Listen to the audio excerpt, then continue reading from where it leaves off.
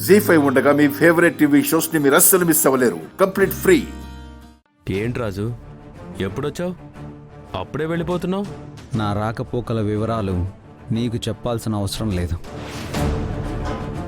ఈ ఇంటికి కాబోయే అల్లుణ్ణి, యజమాని తర్వాత యజమానంతటి వాణ్ణి ప్రశ్న అడిగినప్పుడు ఆఫ్టర్ ఆల్ ఒక పనోడివి, తల వంచుకొని సమాధానం చెప్పాలి.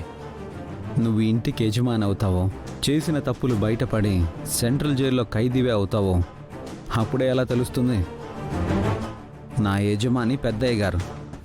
నేను సమాధానం చెప్పాల్సింది ఆయనకొక్కడికే గాని ప్రతి అడ్డమైన వెధవకి కాదు.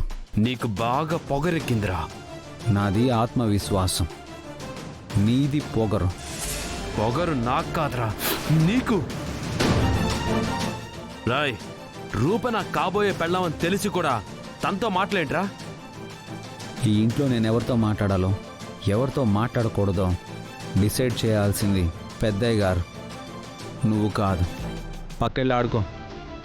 ఏంట్రా పక్కెళ్ళి ఆడుకోవాలా? నేను నీ కంటికి బచ్చగాళ్ళ కనిపిస్తున్నానా?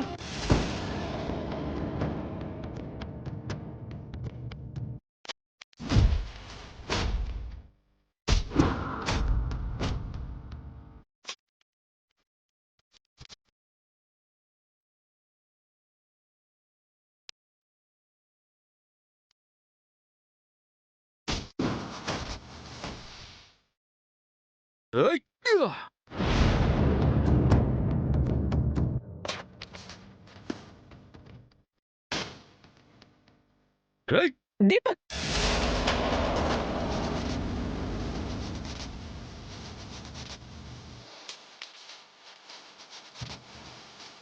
ఏంటి రాజు, ఏమైంది? ఏం లేదు మావయ్య, పెళ్లి పనులు నువ్వే దగ్గరుండి చూసుకోవాలని రాజుకి చెప్తున్నాను. మరేదో సౌండ్ వచ్చింది. ఏం లేదు మావయ్య, రాజుతో మాట్లాడుతున్నాను అంతే. ఏంటి రాజు, ఈరోజు ఇంత లేట్ అయింది? నాకు మా చెల్లెలకి ఈరోజు నిశ్చితార్థం ఫంక్షన్ జరిగింది పెద్దయ్య. శుభవార్తని ఇంత డల్గా చెప్తావేంటి రాజు? శుభకార్యాలన్నీ ఒంటి చేత్తో చేయటం వల్ల నీరసం వచ్చినట్టుంది మావయ్య. రాజు పని చేస్తే ఉత్సాహం వస్తుంది కానీ నీరసం రాదు. ఇలాంటి ఫంక్షన్లు ఒకే రోజు 100 చేయగలడు. రాజు, జరిగిందంతా నీకు తెలిసే ఉంటుంది.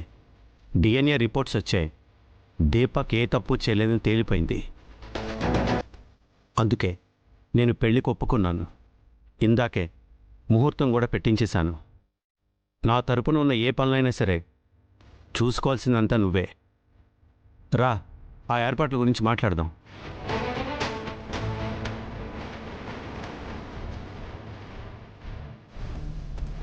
జీ5 యాప్ డౌన్లోడ్ చేసి అన్ని ఎపిసోడ్స్ పూర్తి ఉచితంగా చూడండి.